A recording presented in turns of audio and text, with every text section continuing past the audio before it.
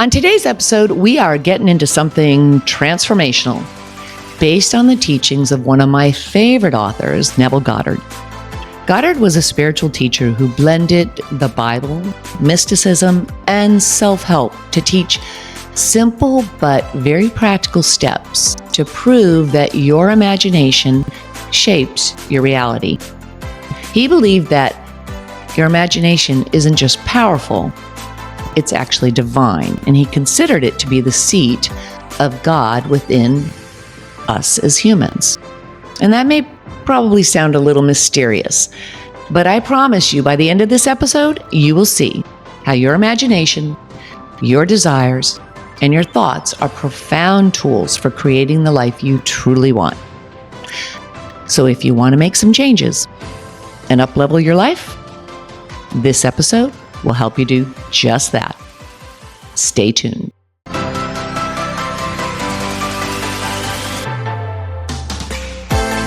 Welcome to Shift or Get Off the Pot, the podcast that helps you get out of your head and into action so you can make your dreams your reality.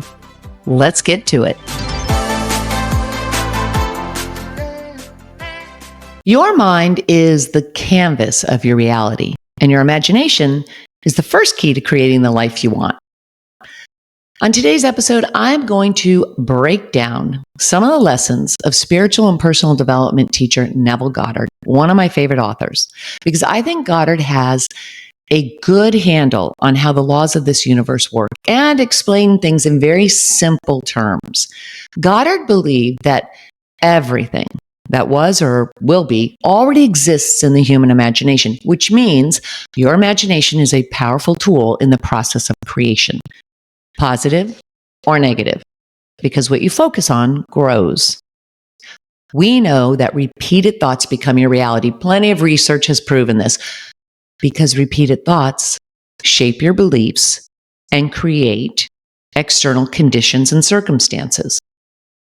So if you want to create a different experience for yourself, you have to change your thoughts.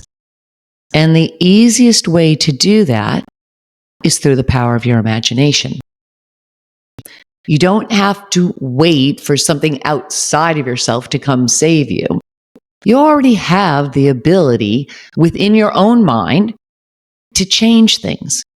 Your imagination is the creative power of your environment. Think of it sort of like a blueprint of your future. So that idea that keeps popping up, or maybe that repeated dream, the one that you just can't shake, the thing that just keeps showing up in your mind's eye, that is not ego. That is divine guidance, and it's your mind telling you what's possible. You can try to ignore it. You can push it aside. You can tell yourself you're just too busy, or it seems unrealistic, or I have no idea how I'm ever going to achieve that. But it's just going to keep coming back. And you know it keeps coming back. You feel that. You've seen this. You've experienced it. It keeps coming back because it's meant for you. So here's a very simple but practical process to manifesting what you truly desire. The first step is to start listening. Listen to that dream and give it some wings. Write it down. Say it out loud. Name your dream, because when you do, it becomes more tangible. And it is always easier to go after something that is tangible. The second step is to get quiet. Let your mind just relax for a moment. Instead of running from your feelings, keeping busy, or trying to avoid the pain, or trying to force things to happen, and you know what that's like. You've probably tried to do that yourself. You start to change your reality first by tapping into your imagination. So set some time aside to get quiet and visualize the thing that you want most. Do not worry about the how. Not now. There's a time and place for that. But at this stage, you just want to stay with the vision. And 3, the most important step. Get into the feeling of that desire as if it were already fulfilled. Stay with that feeling for a while. What does it feel like to be living your desire already fulfilled. The feeling is the real work because this is where the shift happens. The feeling has the ability to build your belief that what you want is possible to achieve. And it is best to do the visualizing, combining it with the feeling as if it were already real, just before you drift off to sleep at night. Because this is when your conscious mind shuts down and your subconscious mind is most alive. Your subconscious mind does not know the difference between what is real and what is imagined. You probably already know this. It's nothing new. But are you working with it? Have you been practicing daily? Because manifestation, just like motivation, takes daily practice. In the previous episode, I talked all about shifting your identity to that of the person who's already achieved the goal, the person who is already living the life that you want. Well, you want to imagine what that feels like and stay in those feelings because they are very powerful when it comes to creating your reality. Think about this for a moment. When you recall something, when you have a memory that pops up, or maybe it's easy to conjure up, it's because that memory is charged with emotion. It was something that had an impact on you in one way or another.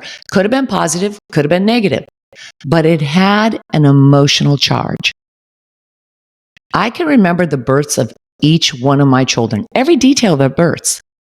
I remember the day they were born, but I can tell you their dates. I can't remember much of what happened on August 8th of 2000. It's not important to me.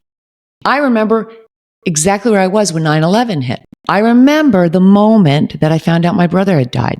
I remember every flipping detail of that phone call.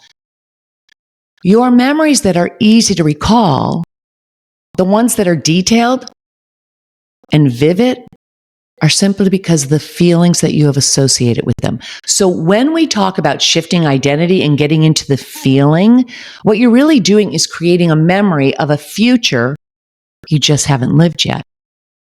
But it's a future you want to live. And through the creative power of your imagination, you can create that memory. So it seems real. And again, remember, your subconscious does not know the difference between what is real and what is imagined. So you create that future memory by infusing it with emotion. That's it.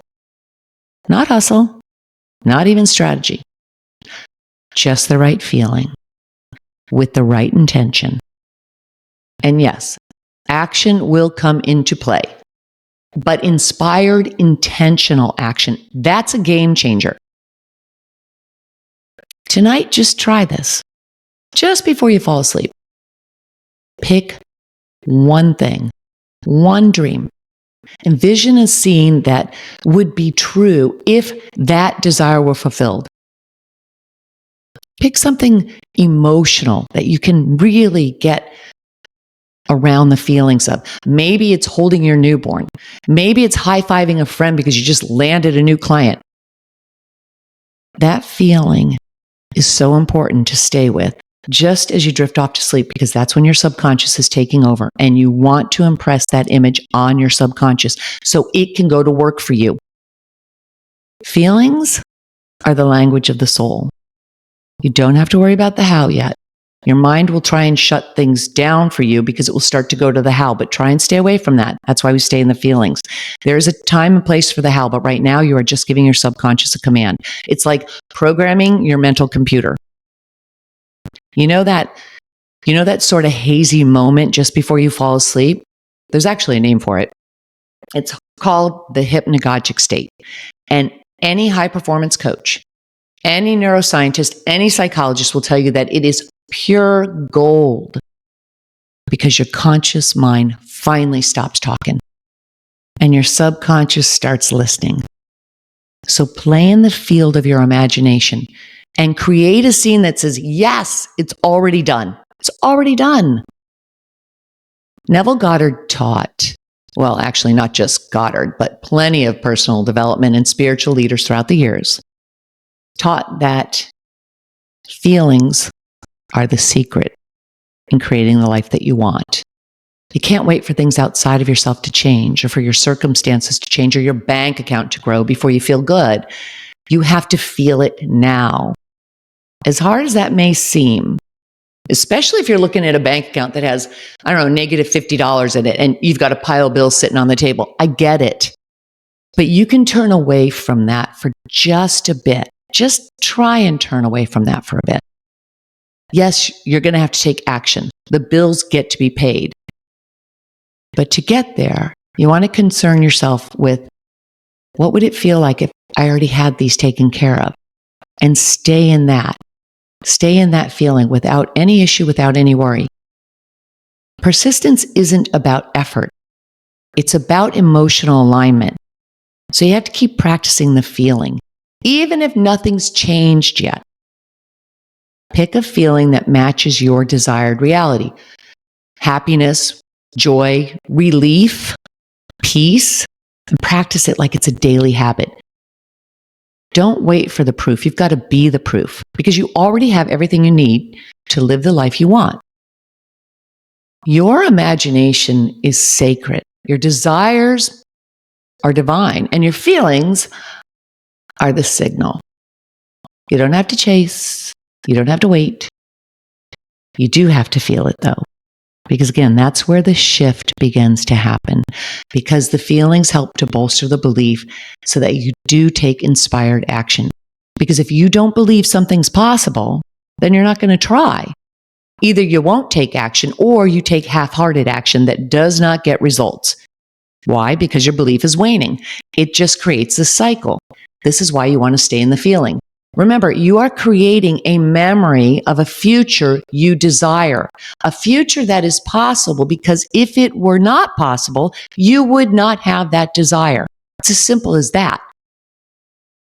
The secret is the feeling. So stay in the feeling.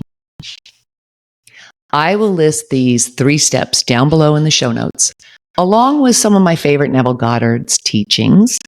He's got several books, very short, simple books, almost like pamphlets.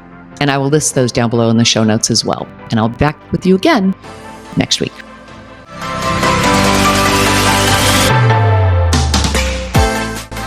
Thanks so much for joining me here today.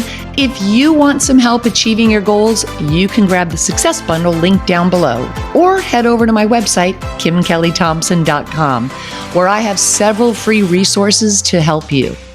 If you like what you've heard today, please consider hitting that subscribe button and join me throughout the week for episodes that will help you make your dreams your reality. I'll be back again soon with another edition of Shift or Get Off the Pot.